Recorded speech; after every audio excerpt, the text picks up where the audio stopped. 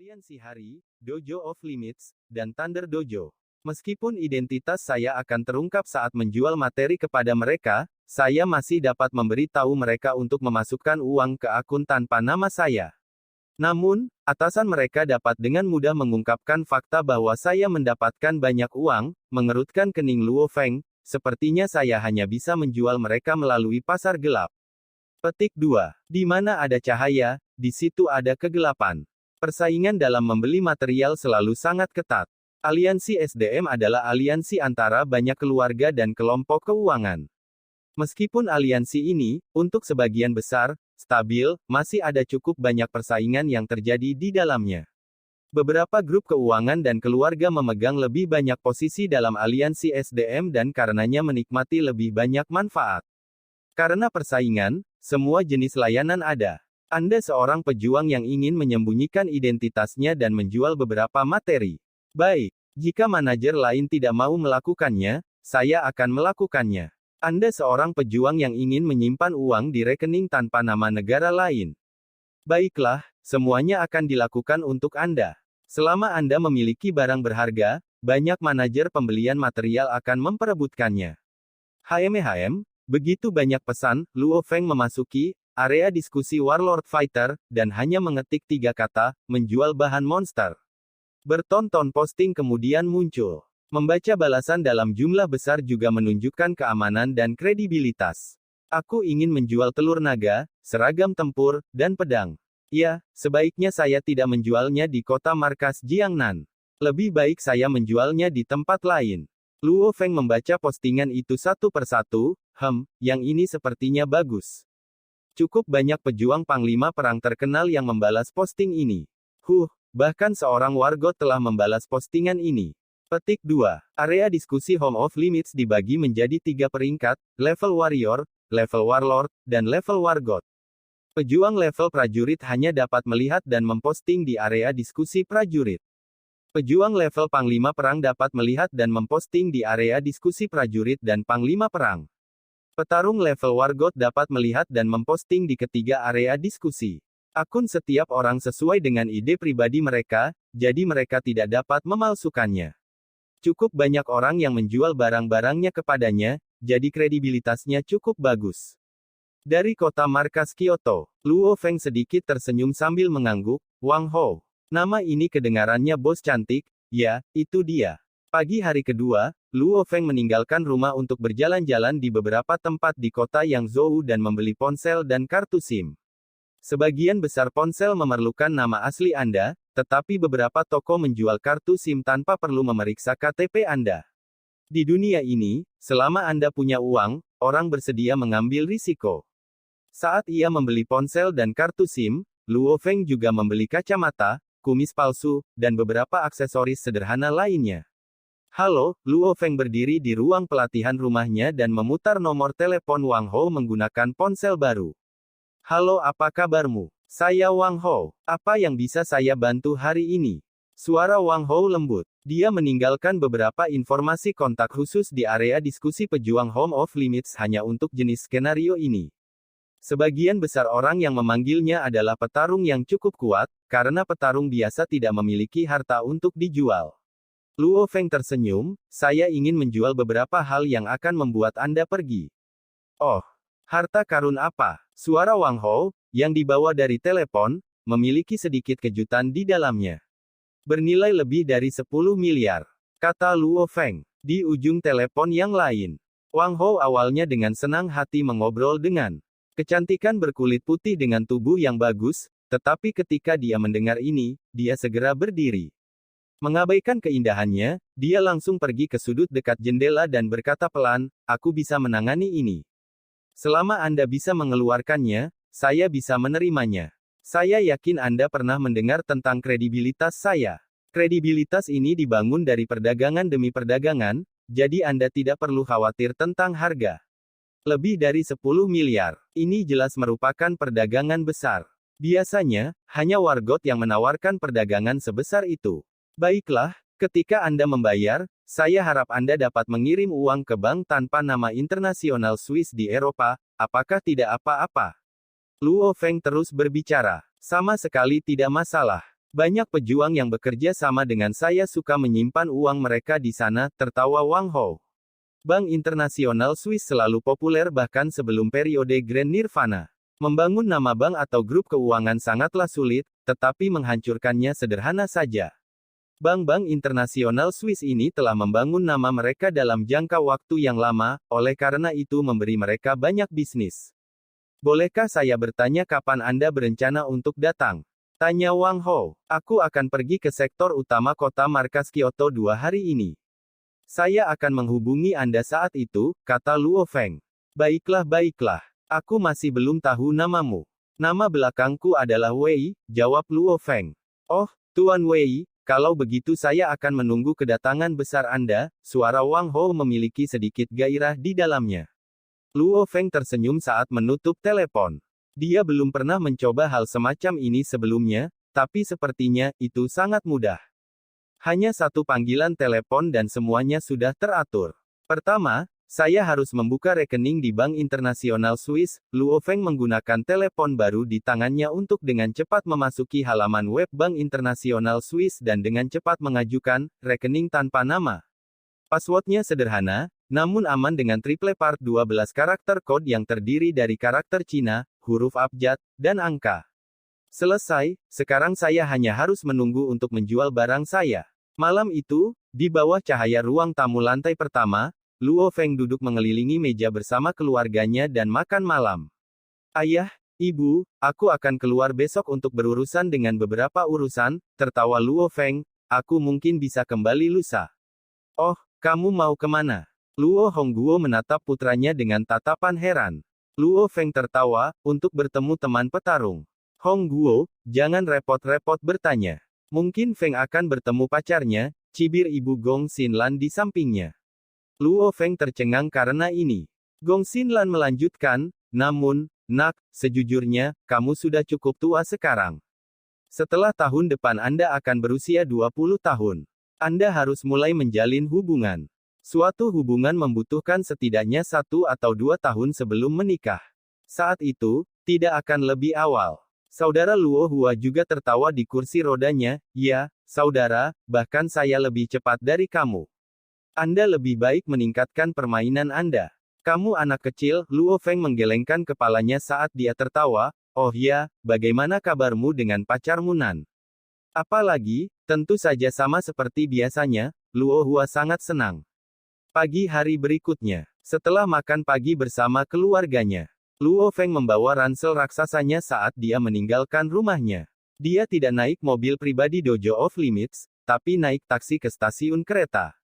Di samping stasiun kereta ada restoran cepat saji Kung Fu. Restoran cepat saji seperti Kung Fu, KFC, McDonald's, Del. Selalu memiliki jumlah orang yang luar biasa yang masuk dan keluar. Luo Feng memasuki restoran cepat saji, Kung Fu, ini, memakan beberapa barang secara acak, dan kemudian memasuki salah satu kamar di kamar kecil.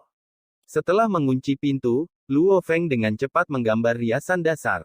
Dia memakai kacamata, ditempel di kumis, sedikit menggelapkan warna kulitnya, memakai topi, dan membuat sepatunya lebih tinggi. Tiba-tiba, Luo Feng tampak seperti orang yang sama sekali berbeda. Di restoran cepat saji semacam ini, ratusan orang masuk setiap saat. Dengan orang-orang yang lewat dan pergi setiap saat, siapa yang akan memperhatikan Luo Feng? Setelah Luo Feng menyelesaikan riasan dasarnya, dia meninggalkan restoran cepat saji dan naik kereta tercepat meninggalkan kota Yangzhou. Saat ini, biaya untuk melindungi kereta cukup mahal, sehingga orang biasa jarang meninggalkan kota pusat.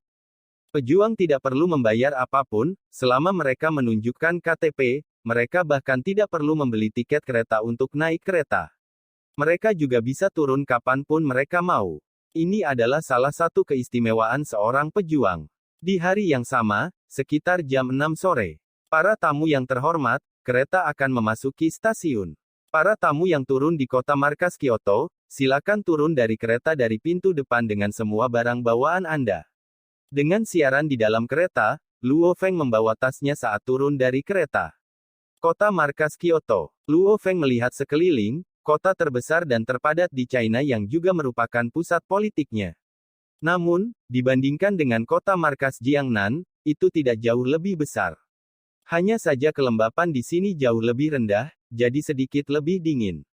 Luo Feng tersenyum saat meninggalkan stasiun kereta dan memanggil taksi.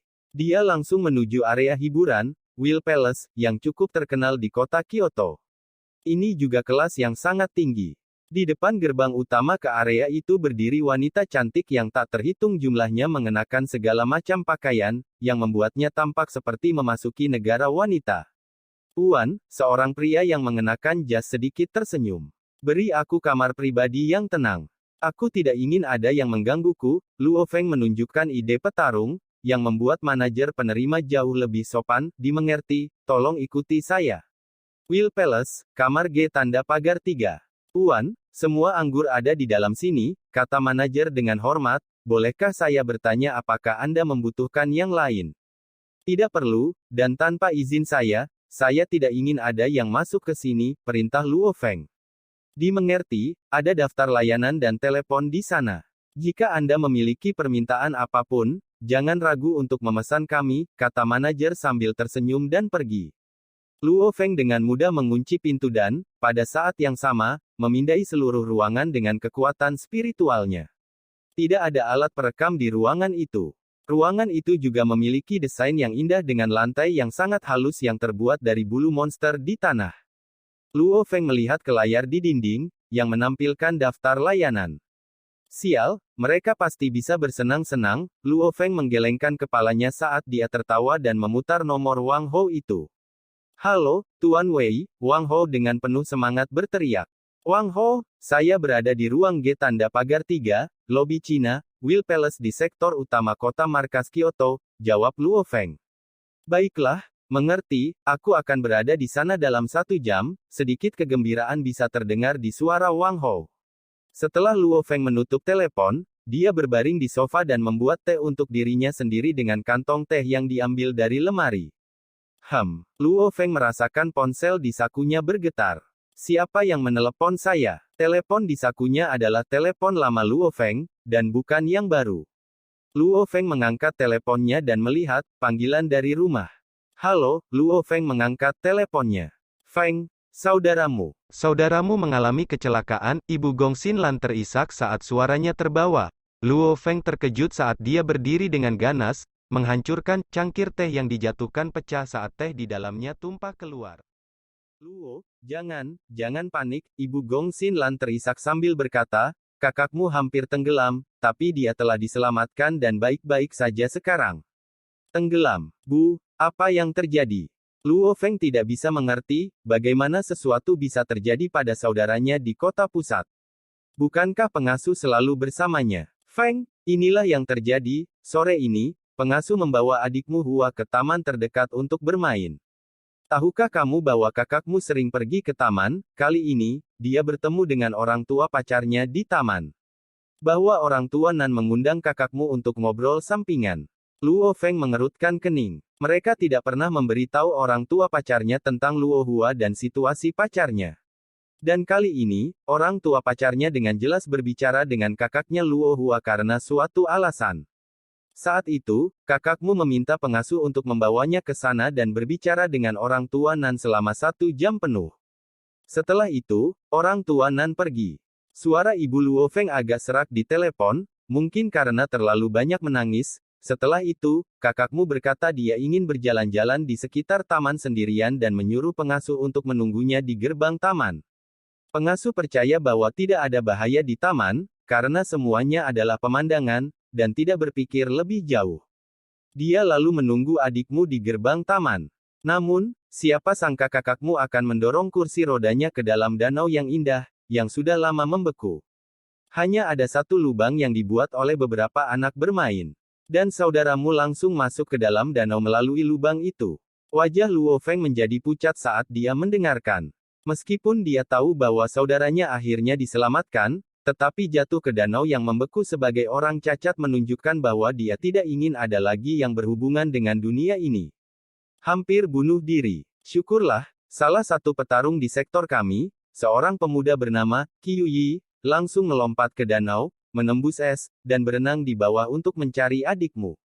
Dia akhirnya menemukan saudaramu dan menyelamatkannya. Pada saat itu, kakakmu tidak bernapas lagi, tapi untungnya, Qiuyi tahu beberapa CPR dan menyelamatkannya. Setelah itu, dokter di sektor kami mengatakan bahwa jika mereka sedikit terlambat, dia pasti sudah meninggal.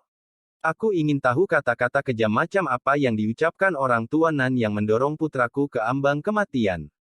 Bukankah mereka juga punya anak? Ibunya tidak bisa menahannya sama sekali dan mulai menangis lagi. Luo Feng baru saja mengepalkan tinjunya. Sejak kakaknya menjadi cacat, dia biasanya sendirian di rumah. Dia juga menghadiri kelas melalui internet di rumah. Sendirian untuk waktu yang lama menyebabkan dia menjadi sangat tertutup. Satu-satunya orang yang dia buka pikirannya adalah keluarganya. Secara mental, saudaranya sangat lemah. Orang tua Nan itu mungkin hanya peduli pada putri mereka dan mengatakan segala macam kata-kata kasar untuk membuat kakakku meninggalkan putri mereka. Tentu saja mereka tidak akan peduli bagaimana perasaan kakakku. Semua orang sama. Dalam hati Luo Feng, orang tua dan saudara laki-lakinya adalah yang paling penting. Dan di dalam hati orang tua Nan, putri mereka, tentu saja, adalah yang paling penting. Bu, bagaimana kabarnya sekarang? Luo Feng terus bertanya. Dokter di sektor itu mengatakan tidak ada masalah sekarang. Namun, saudara laki-laki Anda secara emosional tidak stabil, jadi ayah Anda dan saya bergiliran untuk menjaganya, jika dia melakukan sesuatu yang bodoh lagi. Ibu Gong Xinlan menggelengkan kepalanya sambil berkata, Feng, kamu harus kembali lebih awal. Hua lebih membuka dirinya untukmu dan tidak mau memberitahu kami banyak hal. Luo Feng dan Luo Hua hampir usianya, jadi Luo Hua secara alami bersedia untuk lebih terbuka kepada Luo Feng. Oke, aku akan bisa pulang besok pagi, mengangguk Luo Feng. Setelah dia menjual telur naga, seragam perang, dan pedang, dia akan naik kereta sepanjang malam dan bergegas kembali. Setelah menutup telepon, Luo Feng duduk di sofa, dia cukup tertekan. Kakaknya sebenarnya memiliki kehidupan yang layak selama ini. Setelah pindah ke sektor Ming Yue dan menjadi akrab dengan Nan itu, saudaranya menjadi lebih bahagia. Tapi siapa yang tahu, bahwa cinta pertama ini membuat kakaknya sangat bahagia, dan juga membuatnya mati. Pengalaman ini, dibandingkan dengan orang biasa, memiliki dampak yang lebih besar pada saudara laki-laki saya. Orang tua Nan mungkin menentang hubungan mereka hanya karena kakakku cacat. Luo Feng menarik napas dalam-dalam, segera. Jika saya beruntung kali ini, saya mungkin bisa mendapatkan 30 miliar yang dibutuhkan untuk Elixir of Life, itu. 30 miliar. Tentu saja, telur naga itu tidak terlalu berharga. Hal utama masih seragam pertempuran dan pedang. Kuharap mereka kelas SS. Jika ya, maka saya akan kaya. Luo Feng sendiri tidak memiliki cara untuk menilai mereka, karena dia memerlukan beberapa detektor profesional untuk melakukannya. Sayangnya, Luo Feng tidak memiliki detektor ini, dan dia tidak ingin aliansi SDM atau orang-orang dari dojo batas memeriksa hal-hal ini. Waktu berlalu dengan lambat. Bang, bang, bang. Suara ketukan pintu terbawa. Luo Feng berjalan dan membuka pintu. Aku di sini, tersenyum Wang Hou. Silakan masuk. Luo Feng membiarkannya masuk dan kemudian langsung menutup pintu. Keduanya duduk di sofa. Saya mendengar bahwa Tuan Wei memiliki beberapa barang berharga. Senyum Wang Hou cerah, dan matanya tampak seperti baru saja menemukan mangsa. Luo Feng sedikit tersenyum saat dia langsung membuka ransel besar yang dibawanya. Telur naga hijau mengambil tempat paling banyak di dalam tas, dan Luo Feng membawanya dan meletakkannya di sofa sambil tersenyum ke arah Wang Hou. Wang Hou, ini adalah telur naga. Aku yakin kamu bisa menebak jenis telur naga itu. Telur naga bernilai lebih dari 10 miliar. Mungkinkah itu telur naga hijau Laut Cina Timur? Wang Hou terperangah. Luo Feng membeku. Naga hijau Laut Cina Timur. Itu adalah monster level kaisar, jauh lebih kuat dari pemimpin gerombolan. Setelah bertahun-tahun, hanya satu telur naga hijau yang muncul di dunia ini. Menurut Home of Limits, itu dijual dengan harga astronomi. Ada apa dengan tebakan orang ini? Setelah berbisnis begitu lama, saya pikir dia akan langsung mengenalinya. Luo Feng menggelengkan kepalanya dan tidak mengatakan apa-apa. Apa yang tidak diketahui Luo Feng adalah bahwa telur naga sangat langka. Wang Hou sendiri secara pribadi hanya melihat dua dari mereka. Tentu saja dia tidak akan tahu telur naga macam apa ini. Tidak, Telur naga hijau itu lebih besar dari ini, kata Wang Hou. Aku tidak pernah mengatakan itu adalah telur naga hijau, cepat dan periksalah, Luo Feng tidak bisa menahan untuk mengatakannya. Dia mengatakan bahwa barang-barangnya bernilai lebih dari 10 miliar, bukan hanya satu telur naga. Ini adalah telur naga pertama yang saya terima, hehe, mata Wang Hou berkedip. Telur naga, Wang Hou dengan cepat membuka tasnya, yang berisi 3 brankas terkunci. Dia mengambil satu, dan mengeluarkan sepasang detektor darinya setelah itu. Seolah-olah mereka adalah laba-laba, salah satu antena detektor menyentuh permukaan telur naga. Tiba-tiba, tampilan dari detektor dengan sigap menunjukkan angka yang sangat banyak. Wang Hou tersenyum saat dia melihat angka-angka itu, Wei, kamu benar-benar kuat. Anda bahkan mendapat telur naga. Di dunia sekarang ini, tidak ada monster yang layak menyandang gelar naga yang mudah ditangani. Ujiannya sudah selesai. Luo Feng melihat ke arah layar. Hampir, Wang Hou tersenyum dan benar-benar santai. Wang Hou berkedip dan kemudian melihat ke layar. Dia kemudian tersenyum ke arah Luo Feng. Menurut database, ini adalah telur naga berlapis baja. Naga lapis baja-baja berada di atas rata-rata dari semua monster dengan gelar naga. Saya akan terus terang dan memilih harga pasar untuk telur naga ini, 5 miliar dolar China. Petik 2. Tentu saja, sebelum datang, Luo Feng sudah mendapatkan semua harganya, 5 miliar memang harga yang sangat murah, bahkan jika Anda bergabung dengan aliansi SDM, Anda mungkin tidak akan bisa mendapatkan harga seperti itu. Baiklah, cukup mudah, Luo Feng tersenyum, harga ini bagus. Ada banyak sekali orang yang mau berbicara tentang bagaimana saya melakukan sesuatu, Wang Hou tersenyum, bisnis selalu memperhatikan detail. Jika saya menipu Anda mungkin akan membuang sampah kepada saya di papan diskusi, jika kredibilitas saya menurun, maka saya tidak akan dapat melakukan bisnis apapun. Jadi begitu seseorang berbisnis dengan saya, mereka akan tahu bahwa Wang Hou itu adil.